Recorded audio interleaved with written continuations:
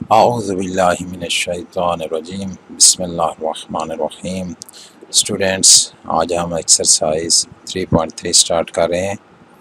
तो देखिए exercise 3.3 question number 1, evaluate the integral -2x over 4 - x square under the root dx। तो सबसे पहले जो चीज़ देखनी होती है कि बेस जो है, बेस ये जो 4 - x स्क्वायर, इसका डेरिवेटिव एग्जिस्ट करता है कि नहीं करता।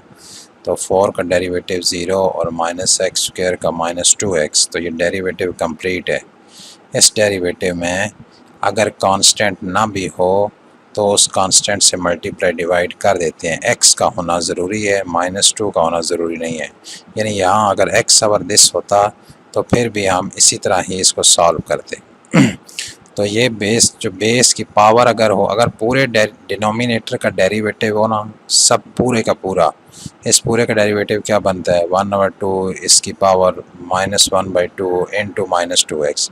अगर पूरा डेरिवेटिव हो तो फिर लॉग ऑफ डिनोमिनेटर आंसर बनता है।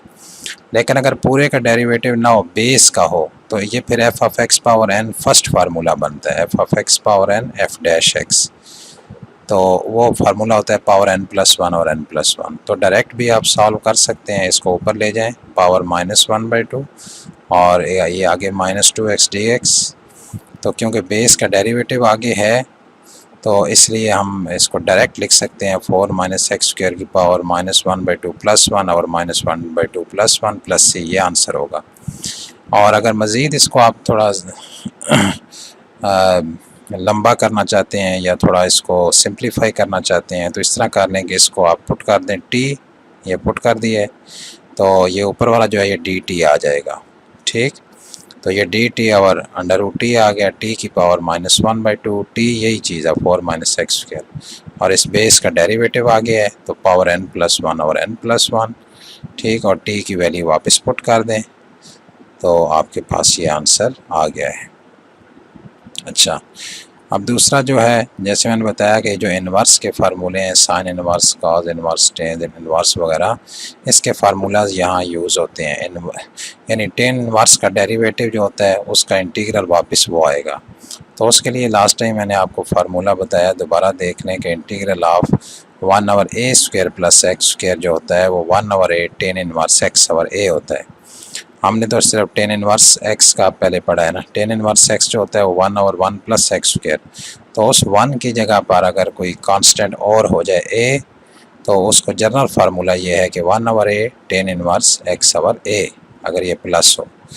इसी तरह sine inverse x over a जो है dx over a square minus x square under root है, तो ये sine inverse x over a है।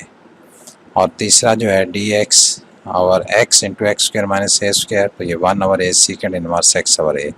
तो ये तीन तो आम यूज़ होते रहते हैं।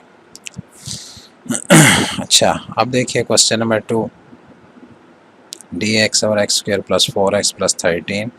अब ये स्टेप ज़रा नोट रखें आप। सबसे पहले कि हमें कैसे पता लगे हमने क्या करना है, सबसे पहले जो चीज़ देखी जाती है वो ये होता है कि इसका डेरिवेटिव ऊपर बनता है या नहीं बनता।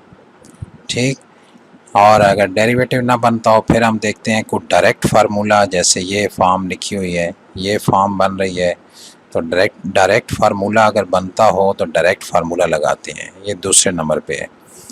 तीसरे नंबर पे है सब्स्टिट्यूशन। वो अभी आपने नहीं पढ़ी कि सब्स्टिट्यूशन क्या होती हैं। 3 टाइप्स की सब्स्टिट्यूशंस होती हैं, उसको चेक करना होता है। और अगर वो भी ना हो तो फिर कंप्लीटिंग स्क्वायर होता है। लास्ट मेथड ये होता है कंप्लीटिंग स्क्वायर।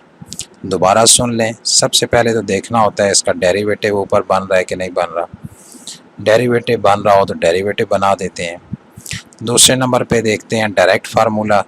ठीक, जैसे ये डायरेक्ट फार्मूला है, ये डायरेक्ट फार्मूला है, ये डायरेक्ट फार्मूला है, तो ये फार्मूला वाली टाइप ही नहीं है ये। तीसरी चीज़ हम देखते हैं इसमें सब्स्टिट्यूशन, वो अभी आपने पढ़ी नहीं है। और चौथे नंबर पे फिर अगर कुछ भी अप्लाई ना हो तो कंप्लीटिंग स्क्वायर होता है। तो कंप्लीटिंग स्क्वायर में ये होता है कि ये जो x का कोफिशिएंट होता है इसका हाफ का स्क्वायर, यानी इसका हाफ कितना बनता है 2, तो 2 का स्क्वायर ऐड और सब्ट्रैक्ट करना है। ये कंप्लीटिंग स्क्वायर बेसिकली हम कर रहे हैं। तो ये +2 स्क्वायर -2 स्क्वायर किया तो ये पहले वाला हिस्सा कंप्लीट स्क्वायर बन गया। ये -4 + 13, तो -4 + 13 जो है वो आपके पास 9 बन गया। अच्छा, ये कंप्लीट स्क्वायर हमने बनाना होता है और इसके लिए ज़रूरी नहीं कि ये 9 या 16 या इस तरह का है, ये मसलन ये 11 आ जाए तो हम अंडर रूट 11 का स्क्वायर लिख देंगे। इसको ज़बरदस्ती स्क्वायर बना लेते हैं, क्यों, कांस्टेंट वैल्यू है। अगर 8 लिखा हो तो अंडर रूट 8 का होल स्क्वायर लिख देंगे, लेकिन अब 9 कंप्लीट स्क्वायर है तो हमने 3 का स्क्वायर लिख दिया है। अच्छा, अब ये सब्स्टिट्यूशन की ज़रूरत नहीं है, आप इसको डायरेक्ट वो फार्मूला देखेंगे, ये एक्स स्क्वायर प्लस ए स्क्वायर की फॉर्म है। फार्मूला लगाना है तो फार्मूला लगा लें, ये है एक्स स्क्वायर प्लस ए स्क्वायर। तो ये जो टेन इनवर्स का फार्मूला है ना, ये वाला 1/a square plus x square, plus है ना, तो प्लस हो तो एक्स स्क्वायर पहले भी हो तो कोई फ़र्क नहीं पड़ता, यानी एक्स स्क्वायर प्लस ए स्क्वायर हो या ए स्क्वायर प्लस एक्स स्क्वायर हो, माइनस हो तो फिर नहीं लिख सकते हम। तो इसका formula 1/a tan inverse x/a है। तो अब जब ये फॉर्म बन गई कि ये ए स्क्वायर प्लस एक्स स्क्वायर है, तो इसका आंसर है 1/a यानी 1/3 टेन इनवर्स x/3। तो यहाँ से आप डायरेक्ट ये लिख दें प्लस सी, कोई फ़र्क नहीं पड़ेगा, बिल्कुल सही होगा। ठीक है, तो ये वाला हिस्सा आप स्किप कर सकते हैं। और अगर पुट करना है तो आप पुट कर लें, इसका नाम टी रखें, तो डी टी जो है वो डी एक्स आ जाएगा, क्योंकि 2 का 0 हो जाएगा। तो ये D T over T square plus 3, तो फिर वही एक्स स्क्वायर प्लस ए स्क्वायर या ए स्क्वायर प्लस एक्स स्क्वायर, तो ये 1/3 टेन इनवर्स t/3 हो गया। एक्स की जगह टी है और टी की वैल्यू वापस पुट कर दें।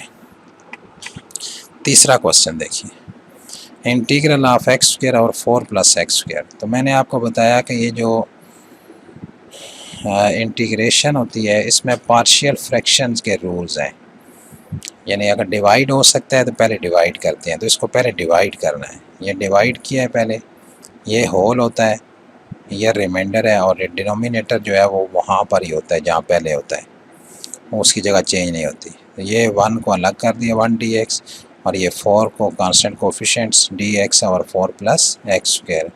तो ये 2 का स्क्वायर प्लस एक्स स्क्वायर, तो डायरेक्ट फार्मूला बन गया आपके पास। डेरिवेटिव देखें तो 2x बनता है, वो कोई नहीं है, ऊपर x नहीं है, 2 तो लाया जा सकता है, x नहीं लाया जा सकता।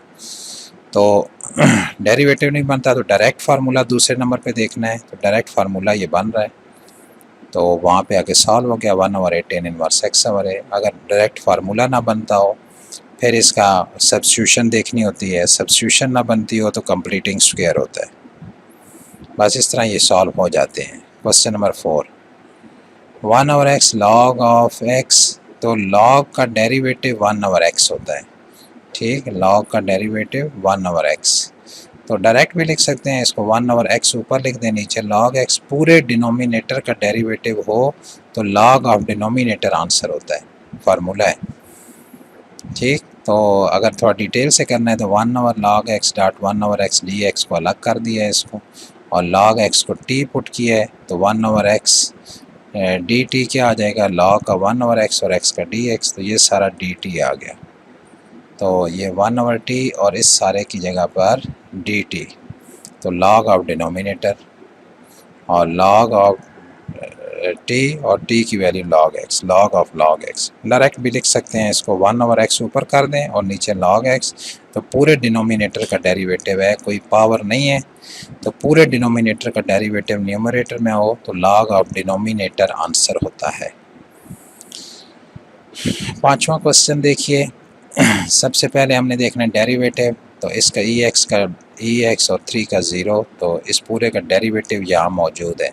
अगर पूरे का डेरिवेटिव ऊपर हो तो log ऑफ डिनोमिनेटर आंसर होता है, डायरेक्ट भी लिख सकते हैं, कोई मसला नहीं है।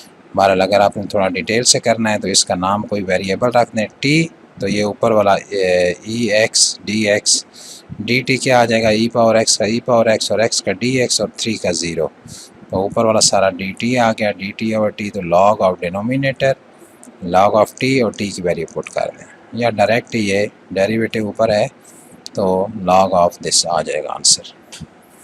अच्छा, क्वेश्चन नंबर 6, बेस है, पावर है, पावर ना हो तो फिर पूरे का देखते हैं, पावर हो तो पहले बेस का डेरिवेटिव देखते हैं। तो बेस का डेरिवेटिव बनता है 2x प्लस 2b, तो ऊपर x प्लस b है तो 2 तो लाया जा सकता है, इसलिए 2 से मल्टीप्लाई डिवाइड कर दें और log 2 से मल्टीप्लाई डिवाइड करके इसको न्यूमरेटर में ले जाएं, तो F of X power N और एफ डैश एक्स बन जाएगा, एक बार 1/2 आ जाएगा, तो 1/2 और इसकी पावर एन प्लस 1 और एन प्लस 1 यानी minus X square plus 2 B X plus C की पावर -2 + 1 और -2 + 1 + सी, ये आंसर होगा।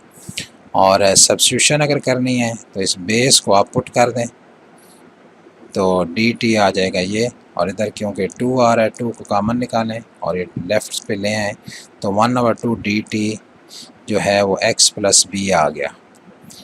तो ये 1/2 मैंने कहा था कि 2 से मल्टीप्लाई डिवाइड करेंगे तो भी ये 1/2 बाहर आ जाएगा, बस इसको ऊपर भेज दें t⁻−1/2। तो एफ ऑफ एक्स पहला फार्मूला x पावर n का पावर n + 1 और n + 1 और t की वैल्यू वापस पुट कर दें तो आपके पास ये आंसर आ जाएगा। ये 1/2 से कैंसिल हो जाएगा। तो डायरेक्ट भी कर सकते हैं कि इसी को ही आप न्यूमरेटर में शिफ्ट कर दें, पावर -1/2 और 2 से मल्टीप्लाई डिवाइड करके इस बेस का डेरिवेटिव कंप्लीट करें तो F of X power n F dash x, तो आंसर होता है F of X power n + 1 और n + 1 और यहाँ बाहर 1/2 होगा। तो ये आंसर यहाँ पे आप पहुँच जाएंगे डायरेक्ट, इस टी की जगह पे ये लिख देंगे।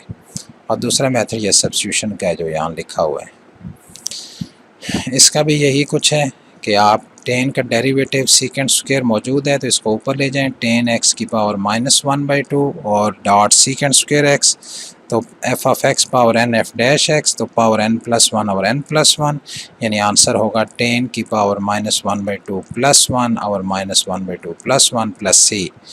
और सब्स्टिट्यूशन से इस tan को t पुट कर दिए और इसका डी टी आ जाएगा secant square x D x, यानी ऊपर डी टी और नीचे t की पावर -1/2 ऊपर ले गए तो पावर n + 1 और n + 1, ये आंसर आ गया आपके पास।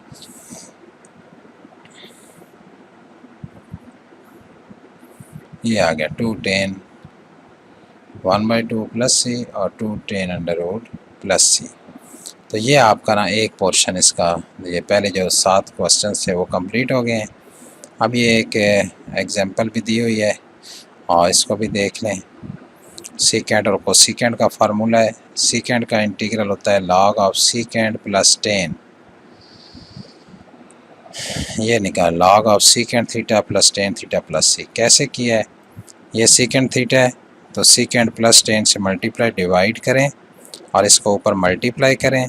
अब ये डिनोमिनेटर सीकेंड का डेरिवेटिव सीकेंड tan और tan का डेरिवेटिव सीकेंड स्क्वायर होता है, तो इसको हम डायरेक्ट भी लिख सकते हैं log ऑफ डिनोमिनेटर, नहीं तो आप इसको t पुट कर दें तो dt जो करेंगे सीकेंड का सीकेंड tan और tan का सीकेंड स्क्वायर d थीटा, तो इसके न्यूमरेटर में जो है ना वो आ जाएगा dt और डिनोमिनेटर में आ जाएगा t, तो log ऑफ डिनोमिनेटर और log ऑफ सीकेंड प्लस tan, ये आंसर आ गया। सिमिलरली कोसीकेंड जो होता है ना वो होता है log ऑफ कोसीकेंड माइनस कॉट, ये बुक में सॉल्व है 133 पेज पर।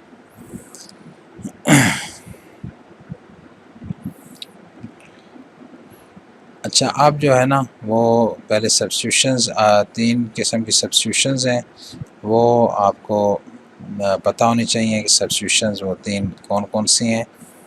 तो उसमें